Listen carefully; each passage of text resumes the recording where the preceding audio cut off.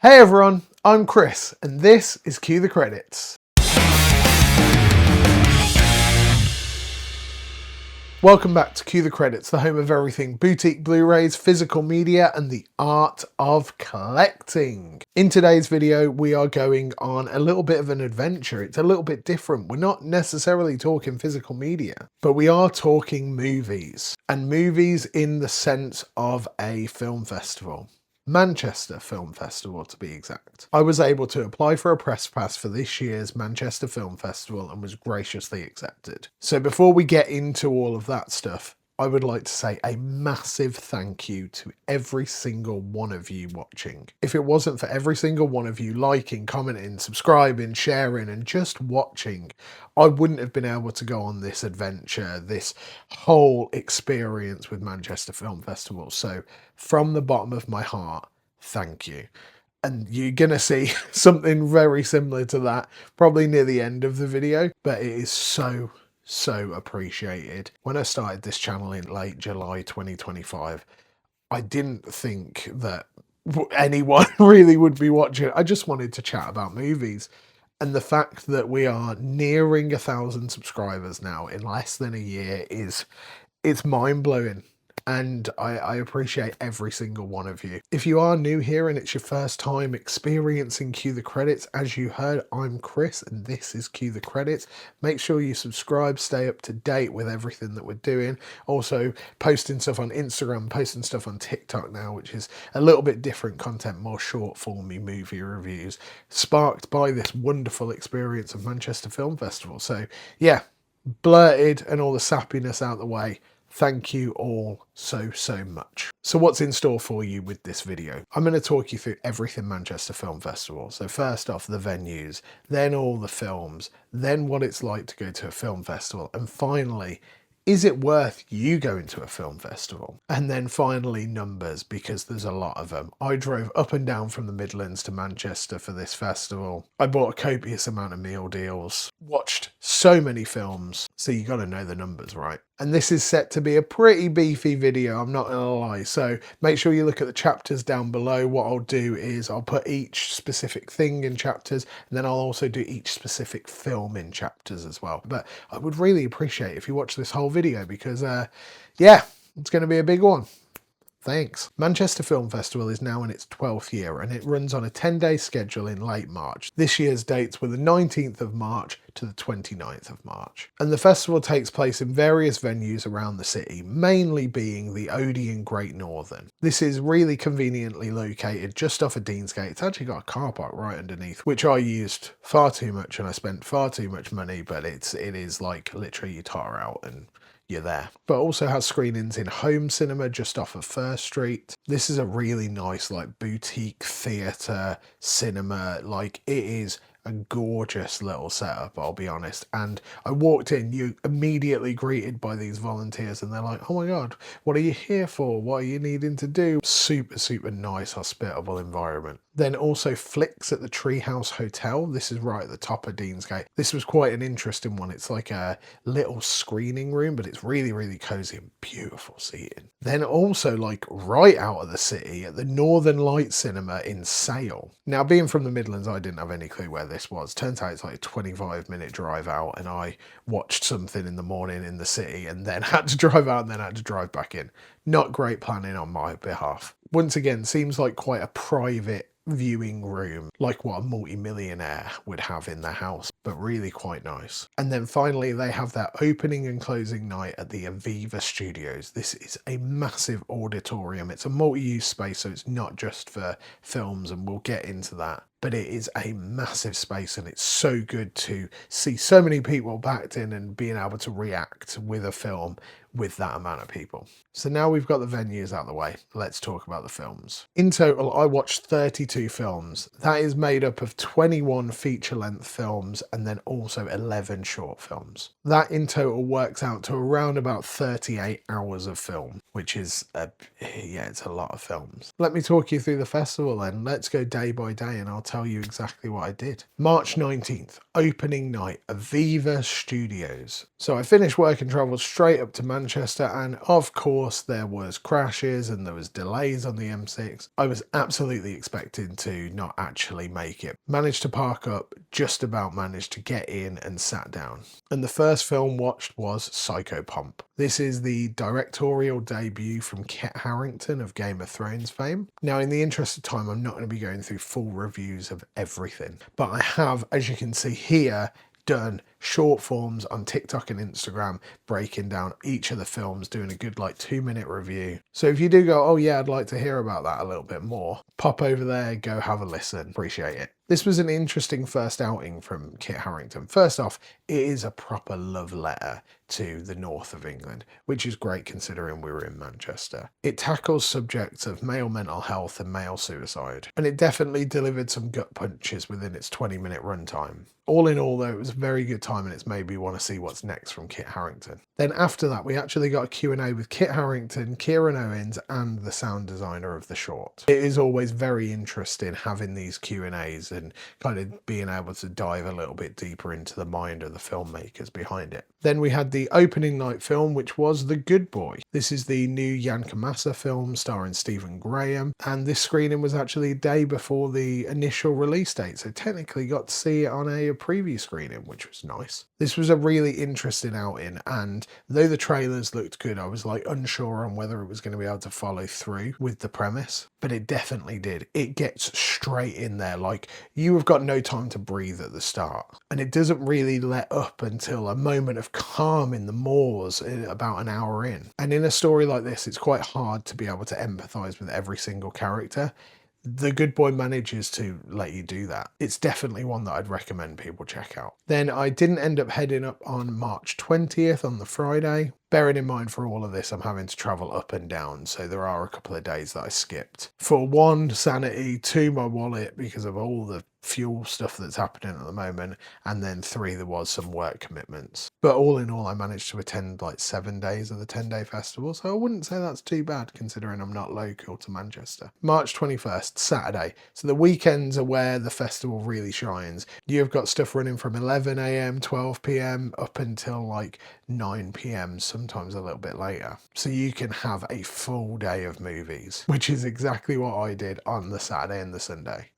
Started off the day with Father, Mother, Sister, Brother. This is the new Jim Jarmusch film, and this has an absolutely massive ensemble cast. Some included as Tom Waits, Adam Driver, Cate Blanchett. Within its 110-minute runtime, this is effectively just like 3 shorts, following the father, the mother, the sister, and the brother. In different countries, having different problems, but it really makes you connect, and there's a certain like unease that Jarmusch puts into it, and personally I really enjoyed this, especially the father and the mother storyline. The sister and the brother was fine.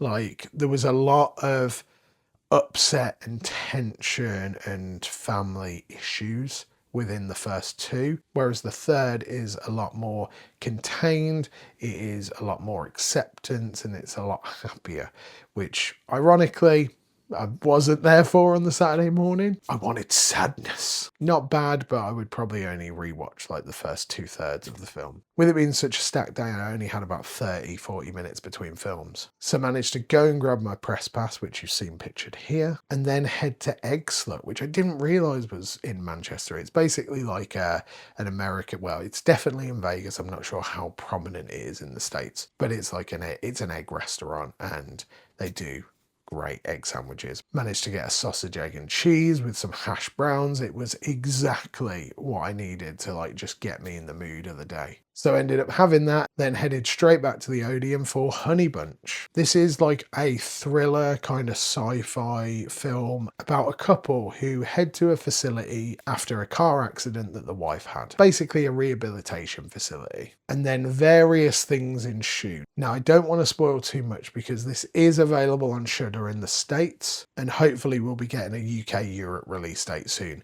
but it is a really good time. Like I was captivated throughout the whole story. Really enjoyed it. I enjoyed the performances of the husband and the wife. Now there are some people that I've seen who said that it's a little bit of a prickly, like not really believable relationship. Watch the film, you'll kind of understand why that's the case, because of certain aspects. Honey Bunch got a big thumbs up from me. Then watch the documentary Rhino. Now this was in the press because Tom Hardy's got a film at Manchester Film Festival.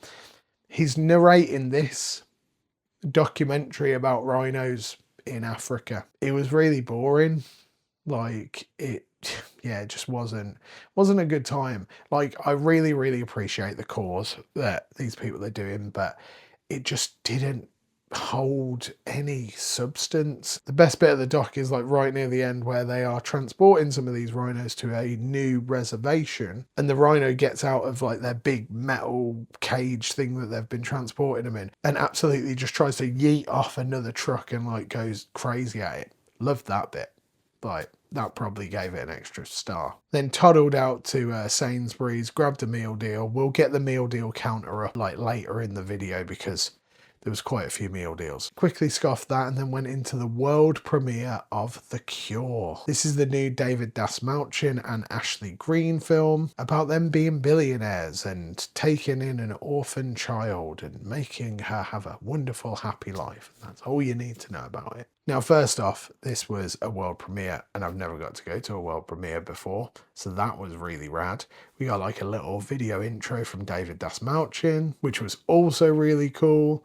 And it was just, you know what, it was a fun time. It's not trying to be anything crazy. It is just a fun time at the movies. And sometimes that's what you need. And that was it. 4 movies one day, headed back home to get some rest and get some sleep before inevitably the 22nd of March, the Sunday, and we start all again. Sunday seemed to be like the first half of the day was going to be French films. So yeah.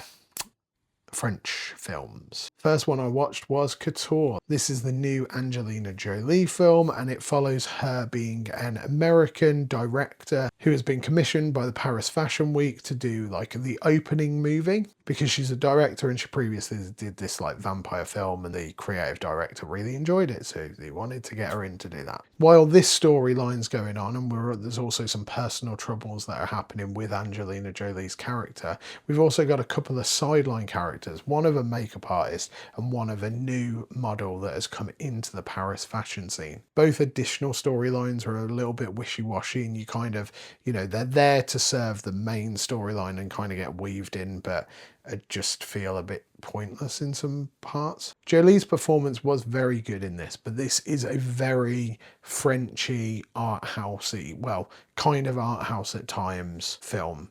So if you're into that, you'll probably enjoy Couture. It's not really my bag. It was a fine film, but not good by any means. Then next up, watch The Fence. This is the new Claire Denis film. It stars Isaac D. Bacole, Mac Dillon, Mia McKenna-Bruce, and Tom Blythe. Now, I wasn't sure about this film going in. I just saw the photo of Matt Dillon. He looks a bit disheveled, and I was like, okay, yeah, you know what, I'll watch this. And right at the start, you get a little bit of exposition, and then you've got Bacole and Dillon on either side of this fence, the titular title of the film. And they're going back and forth, back and forth, back and forth. And it very much feels like a stage play. I didn't realise going in that this was adapted from a stage play. And I was loving it. I was like, you know what? If we've got 109 minutes of this, this is going to be really, really good. And then it introduced side characters that are boring. And then it went really heavy on exposition. It just battered you round the head with it, and I was so bored, so bored. And maybe I would have been if it was going to be what I thought it was going to be in my head, but it was just, I'm really disappointed with it. Was really disappointed because it showed so much premise right at the start, but hey, these things happen. Then watched Think of England. This got an intro from director Richard Hawkins, and then we were straight into the film. Now, I wasn't actually going to go and see Think of England. I was going to go and see Ultras, a Swedish documentary about football hooligans. And I'm really gutted that I didn't get to see it, but Think of England absolutely blew my expectations out the water. So I went in thinking this was going to be a bit of a comedy about them making a smutty film in World War II. Turns out that it was so much more than that. It is a hard-hitting dramedy. There's definitely comedic points, but it is definitely more of a drama that deals with isolation. It deals with PTSD, and then also just shame of what sometimes you have to do to continue living in this life. It was a really, really good watch, and exactly why we need indie films. Like, this was just a good British film. Then following Think of England, another meal deal was consumed before I went in to watch Rebuilding. This is the new film by Max Walker Silverman, and it stars Josh O'Connor from Challengers and Wake Up Dead Man, who plays Dusty, who is rebuilding his life following wildfires.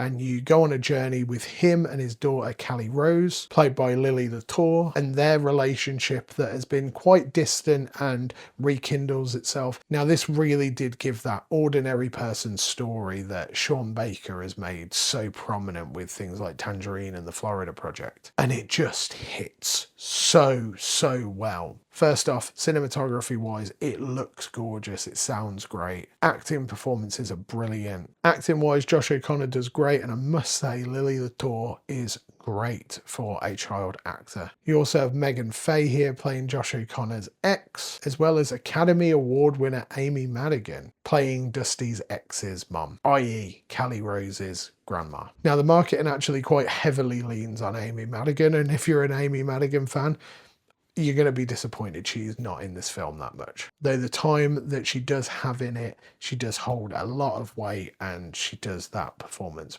brilliantly. At the end of Sunday, Rebuilding was actually right on the top of my rating. But after the 10 films that I watched, 9 features, 1 short, Rebuilding was right at the top. It was a really, really good time. And that was it. That was Sunday. And I'm already tired, and there's still so many to talk about. I ended up taking Monday off, so headed back up to Manchester on Tuesday the 24th for an evening of J-horror. The other half graciously accompanied me, which was quite nice because the drive was already starting to get to me. Along with having to fill the car up with petrol, which cost way too much money, and having a really poor KFC, I was hoping that these next 2 J-horror films were going to be good. So we started the evening off with The Curse. This is the new Kenichi Ogana film, and it follows a lady called Riko who has been seeing her friend's social media posts with some very strange anomalies in the background. And after trying to figure out and doing some investigation, it turns out that her friend was cursed,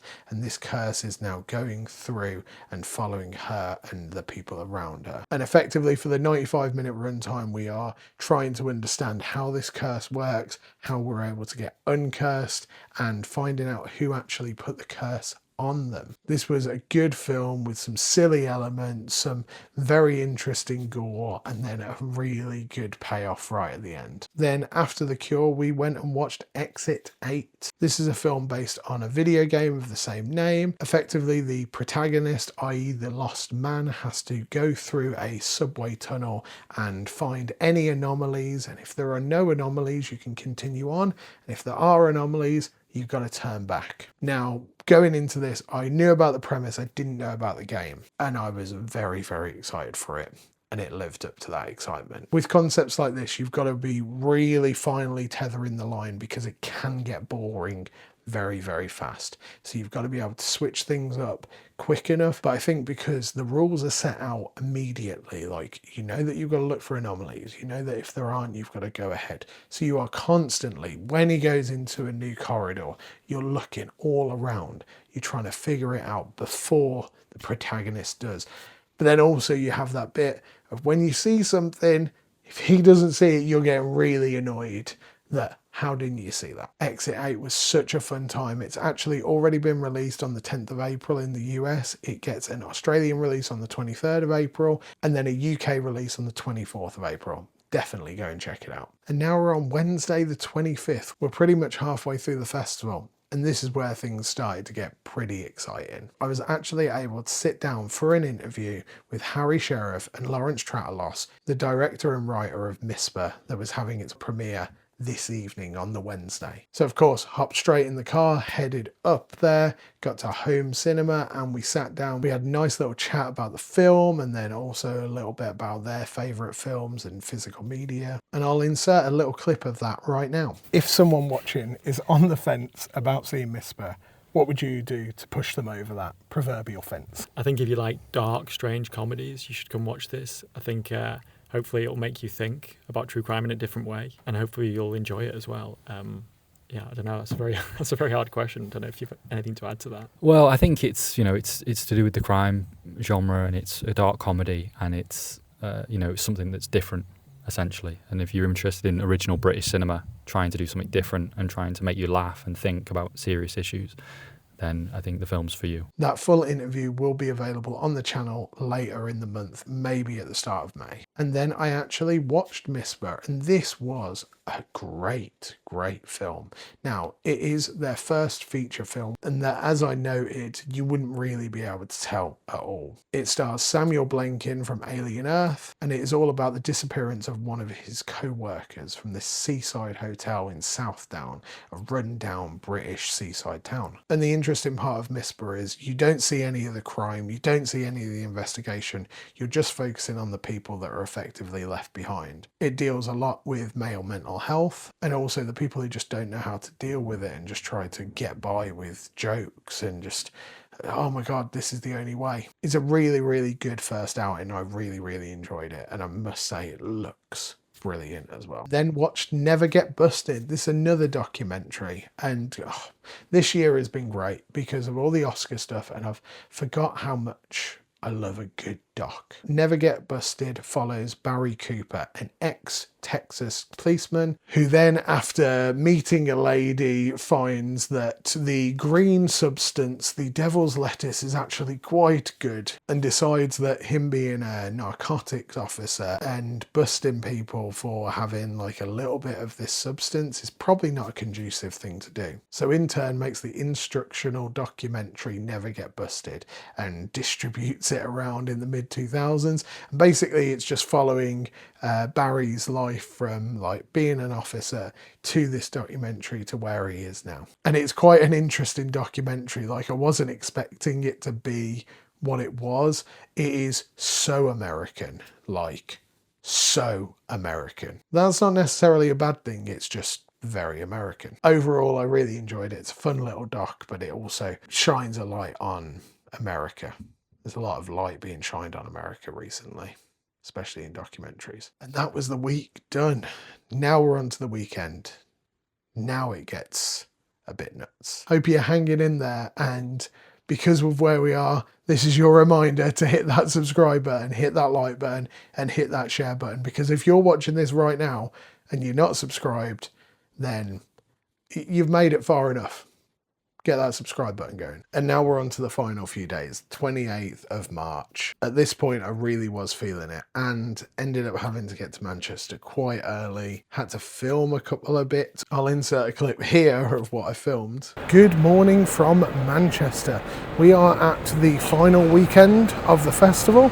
It's very exciting. I'm here bright and early.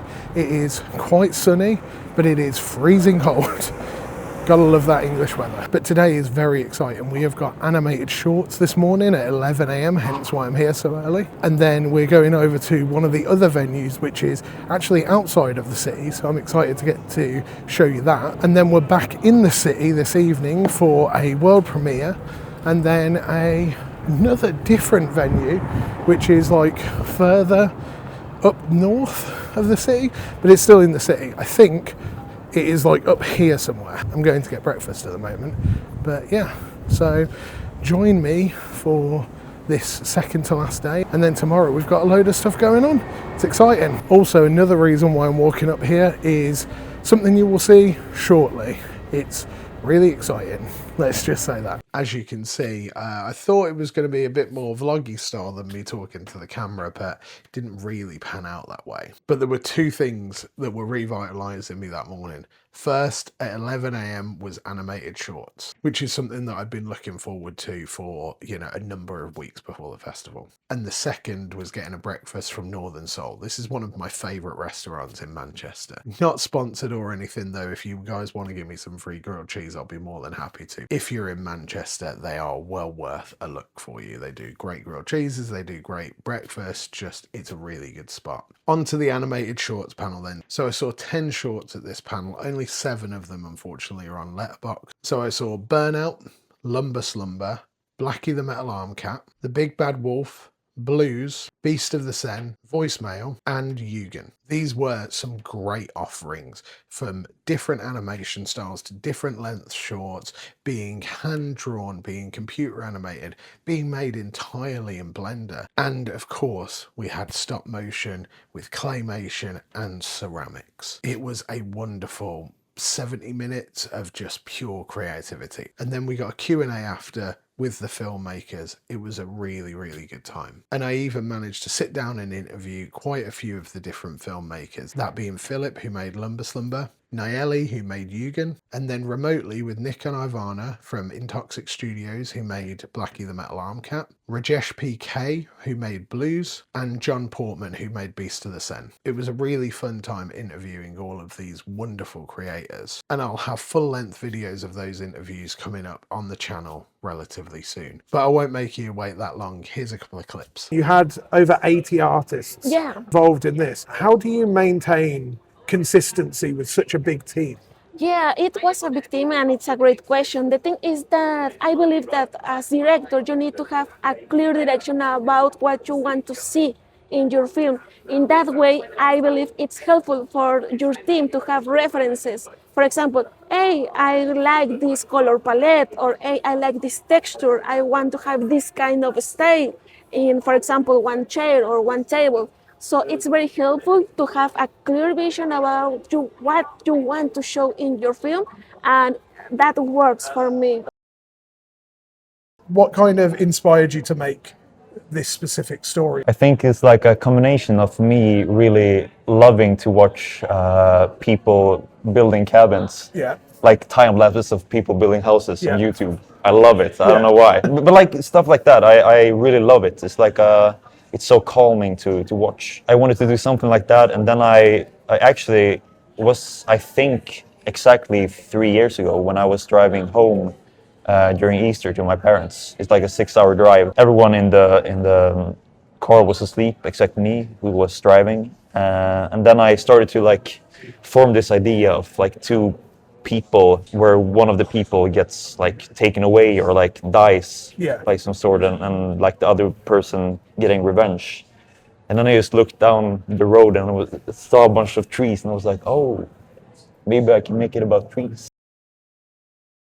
That's one of the things that animation allows you to do, is to stretch the details and exaggerate things. And I think like this shadow that we created, the shadowy monster, like you notice that, especially in the newspaper images and stuff, it gets bigger and scarier and more ominous as it goes. And you're playing off of this like collective fear that the people have, and you know, the rumor is growing and the beast is getting scarier in their heads. And so that was another thing that we played off of, which helped that kind of misdirection. It was just a grand old time. So after chatting with everyone, I was ready to pop to the next film. It was at 1 o'clock. I checked my watch and then I checked the maps and went, oh, this is not here. This is at the Northern Light Cinema in Sale. Where's Sale?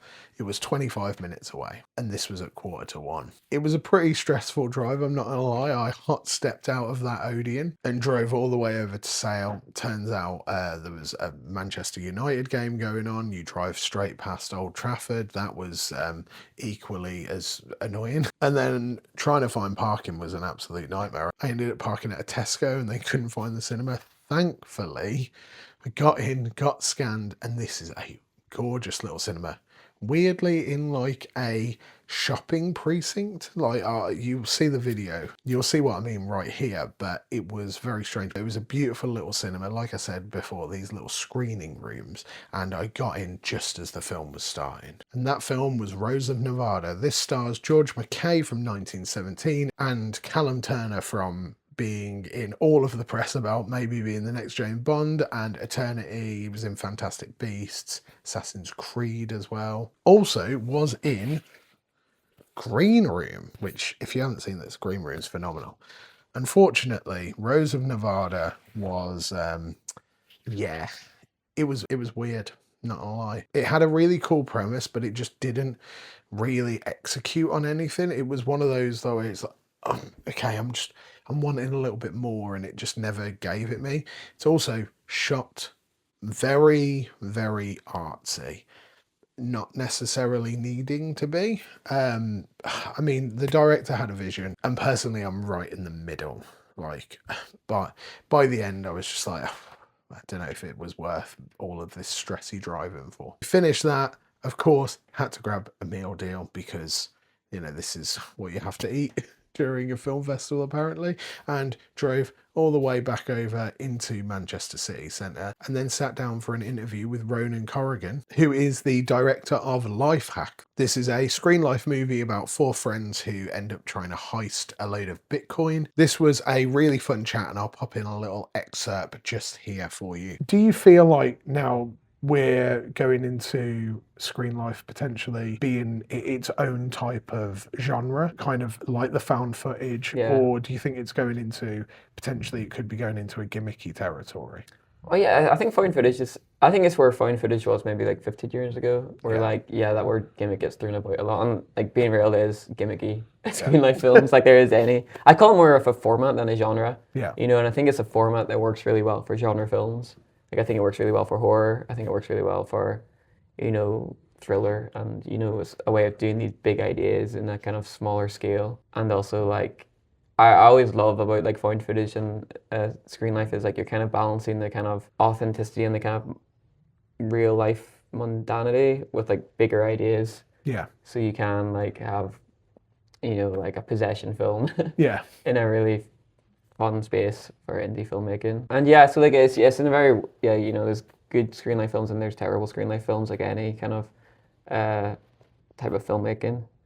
But I think it's really, it's like, I think for like young filmmakers, it's a really cool space to kind of have a bit of, you know, to be able to go out and make your big films, your big ideas, and kind of then just develop as a filmmaker. I absolutely applaud anyone to go and check out Life Hack when it comes to cinemas in the US in May. TBC on European release dates. Then went into the world premiere of Littermates. This is a film directed by Michael Wallison and Scott Tinkham, and it is set in this English house right in the countryside and follows a couple of people who are stranded there after this mysterious war breaks out. And within this war, they're using chemical weapons that take away your ability to like speak and think, kind of turn you into like a little bit of a zombie without the flesh eating. But thankfully, they do seek refuge with another one of our survivors who basically nurses them back to health. This was a real standout for me. First off, I didn't realise that it was going to be as funny as it was, but also quite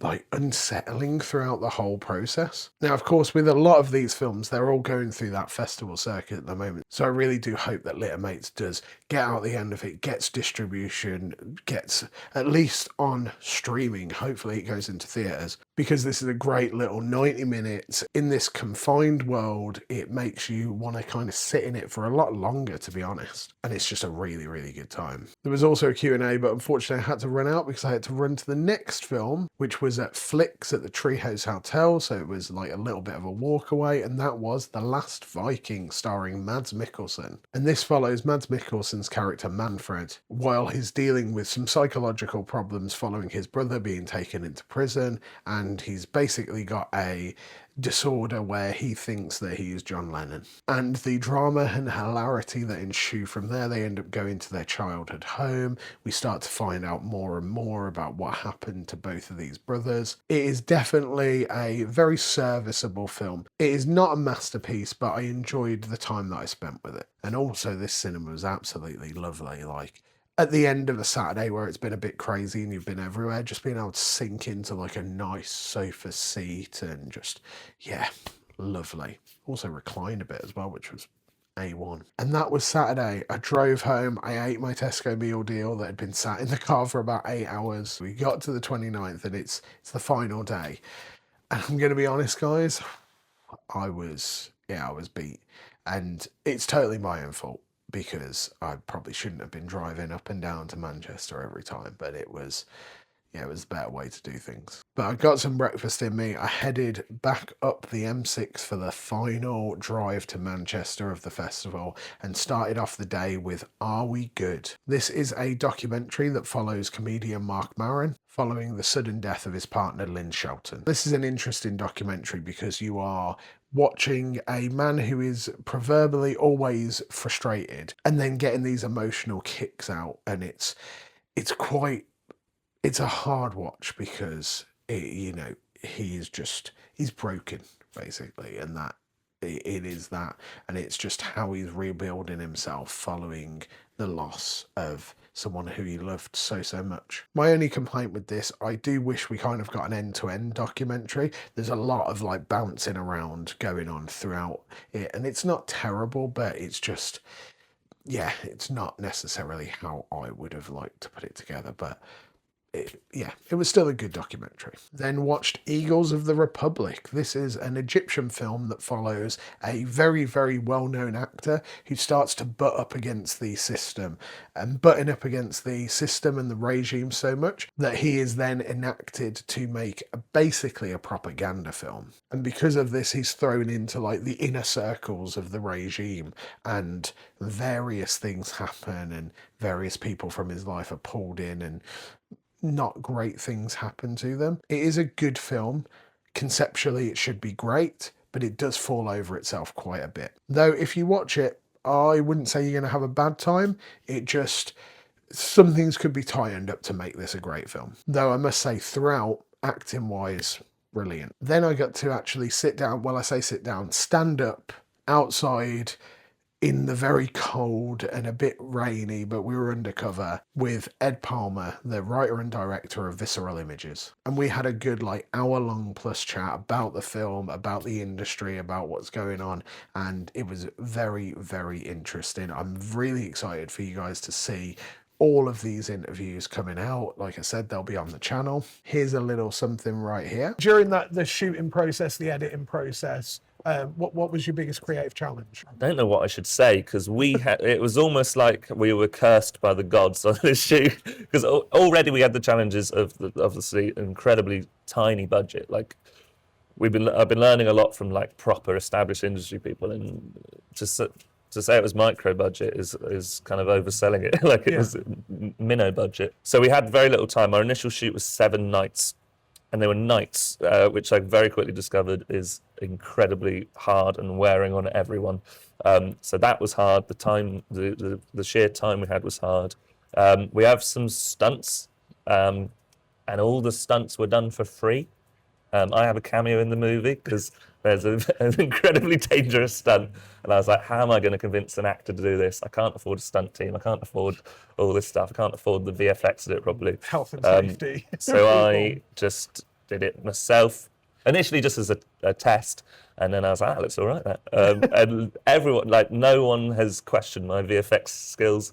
And then, unfortunately, that meant I had to then have some lines in the movie, and I was very self-conscious of, we got a phenomenal cast, and I was like, oh God, I hope I don't ruin the movie. Standing out like a sore thumb, like, it's definitely not I didn't want to be in it, really. It was just, I mean, you're all in one piece, all the limbs are attached, which is good. They put me back together, yeah. So yeah, that was a lovely time, and once again, thank you all so much, because if it wasn't for you guys watching these videos, and I know that we're probably, I'm filming this right now, and it's been a long filming session, so I'm not sure what timestamp we are down there, but thank you once again for watching and commenting and sharing, because I wouldn't be able to sit down, stand up, chat to these filmmakers without your absolute support. And then we're on to the final 2. So first off, watch The Souffleur, and I watched this because Willem Dafoe's in it, and what we need to remember is that Willem Dafoe will take a movie, and it doesn't really matter what the subject is, and this was a really interesting one. He's basically a hotel manager at a Vienna hotel,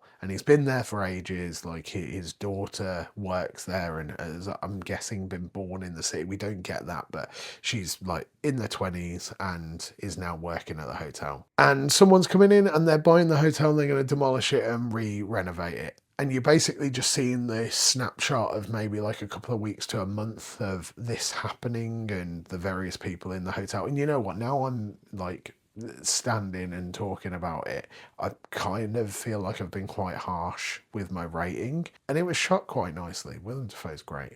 It's really weird. It's kind of like a foreign Wes Anderson film, but had a little less charm and a little more like grit.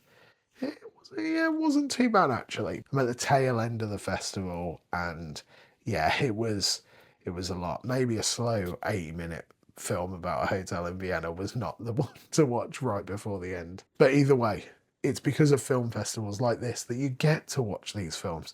Potentially not something that you'd watch normally, or it'd go on a watch list and then it'd never get watched. You can sit down and you can just enjoy a film with barely any knowledge about what it's about. So after that, I got out, actually met up with Aiden's Physical Media, who was also covering the festival. We went and grabbed, of course, a Tesco meal deal, and then we walked over to Aviva Studios for the closing night, and we filmed a few thoughts on the festival and what was the favourite film, so I'll insert that clip here. You might not be able to hear us, but myself and Mr. Aiden's Physical Media are here on the last day of Manchester Film Festival. Freezing. Yeah, it's So massively cold. After multiple films, what has been your top one? Ooh, straight off the bat, the first film I seen was Last Viking, and that was very good. Yeah. Very, very good. Watched that last night. Did you get to see it in the end? Yeah. I saw it last night.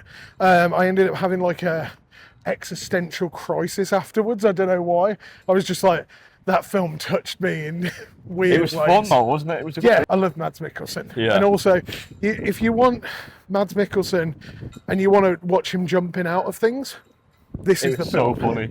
Yeah. Yeah, he was good. That was, I think, one of my favourites. I really did like Think of England as well. Yeah.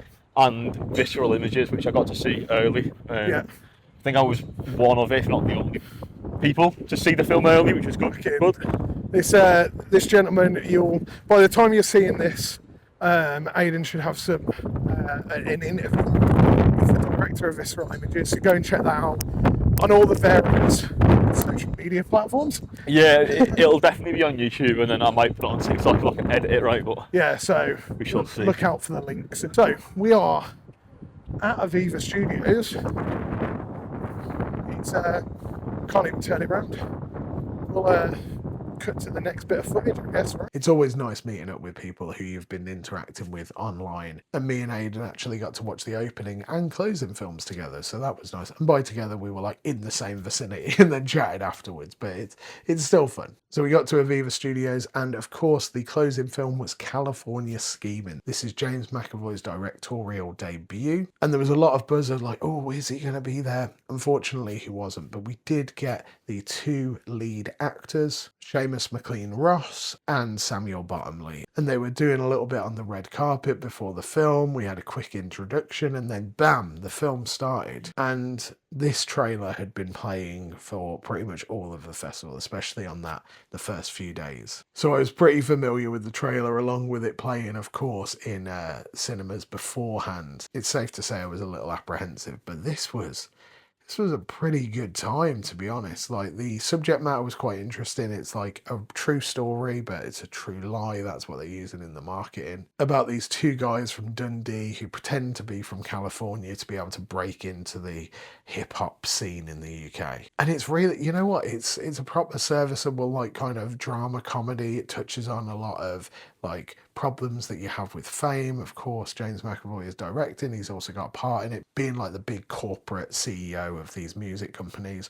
But it was fun. Like, it was just a fun time. And once again, and as I've already said, we're kind of getting into those mid-budget films again. And it's so nice to see, because it's just been like blockbusters after blockbusters.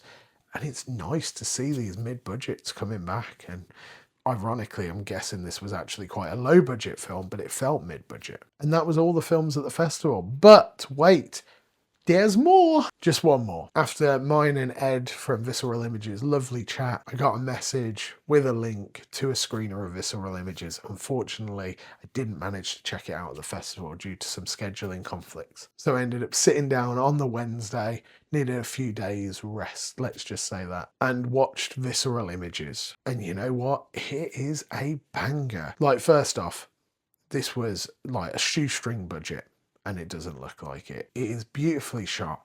Lots of like nice warm lights, because it is all set in a house at night. So you're getting lovely warm tones from all the lamps and everything. So that's great. The main premise of the story is our main character, Freya, has opened up her house to a work colleague and her like partner, but the work colleague, she kind of doesn't really know this person. And then this person also brings various people in. You find out that they are Earth activists, and the story just ensues. I personally really enjoyed this. It gave a lot of thriller and tension and just unease, and it's just been a spectacular job from all the cast and the crew, and I hope that you all get to see visceral images coming to a screen somewhere near you. And then also Lumber Slumber, the animated short from Philip Wickstrom, got released on YouTube last week, so I've popped a link in the description down below. It's available, it's free, it's like 3.5 minutes. It is phenomenal. Go and watch Lumber Slumber. And that's everything. That's the festival. That is wow. I appreciate you if you've stuck around to like this time, because yeah, wow. What a ride. But let's talk stats. Let's get the big pink screen up and let's start chucking some numbers on it. So first up, total films watched was 32. That was, as I said, 21 features and 11 shorts. In total, 38 hours watched with 33 different directors from 19 countries in 7 different languages. Crazy. The longest film I watched was Eagles of the Republic at 128 minutes, and the shortest was the animated short Voicemail at 2 minutes. And finally, I also managed to attend 3 world premieres. That's some crazy movie stats right there. And it's just nuts to think of. Like what a wonderful time. A tiring time, but a wonderful time. But let's get the pink screen back up because we've got to talk about the other type of stats. So I travelled in total 1,077 miles, which was around about 25.5 hours in the car, which is mad to think that I nearly spent as much time in the car as I did watching films. I parked at 3 different car parks. In total, I spent £71.60 on parking. That's a lot of money on parking. In the time I was at Manchester Film Festival, I spent a total of £59.13 on food, which I don't think is too bad, because like £15 of that was at Eggslut, because I got really excited there was an Eggslut there. And I consumed 5 meal deals. I really thought it was more, to be honest. But no, just 5 meal deals. I also had to fill up the car twice, so let's just be conservative and say £150 on fuel. And that was, of course, the biggest expense, especially with all the fuel stuff going on at the moment. This would have been a lot cheaper if we weren't paying like £1.70, £1.80, £1.90 for fuel. So in total, my spend at Manchester Film Festival was £280.73. And you're probably thinking, Chris, why didn't you just stay in a hotel? Hotels in the city centre of Manchester are quite expensive. We were looking at like £150 plus for just one night on a Saturday.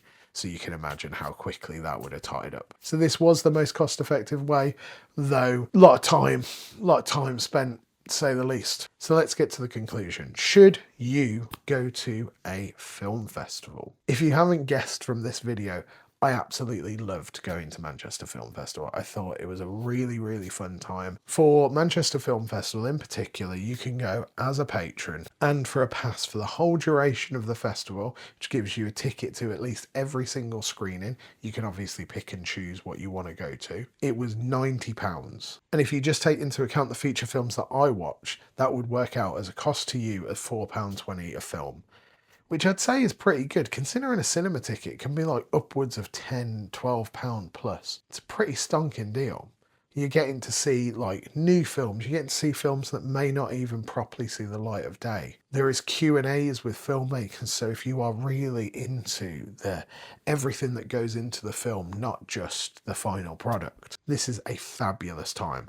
I would absolutely recommend going to a film festival. There are film festivals all across the country as well. Of course, Manchester's quite a big one, but there are ones for horror fans. There's ones for specific cultures of films. There's animation ones. There's specific styles. There's like everything that you could want in a film festival. I'm sure there's one. And you can just do a quick Google search, find out what's close to you. Most of the time, if you just put in your nearest city or town and film festival, you'll probably find that there's a film festival close to you. But all in all, I would absolutely recommend it. It was such a fun time. I got to meet so many lovely people, and it was just a great 10 days of film, and being able to experience some of these films in the big screen, being able to just enjoy the thing that I'm so passionate about in such a different medium. I will definitely be seeking out more film festivals in the future. Probably won't spend over a day driving there and back, though. Bit more planning could be done on my part, let's just say that. Thank you so much for watching, and if you've stuck around to this time, I really appreciate you. Make sure you like, comment, subscribe. If you haven't subscribed already and you're at the back end of this video, I think you need to push that button, and make sure you share it with your friends, because this took quite a considerable amount of time to film and watch all those films and drive all the way to Manchester, so come on, share it. As always, I hope you have a wonderful rest of your day. Peace!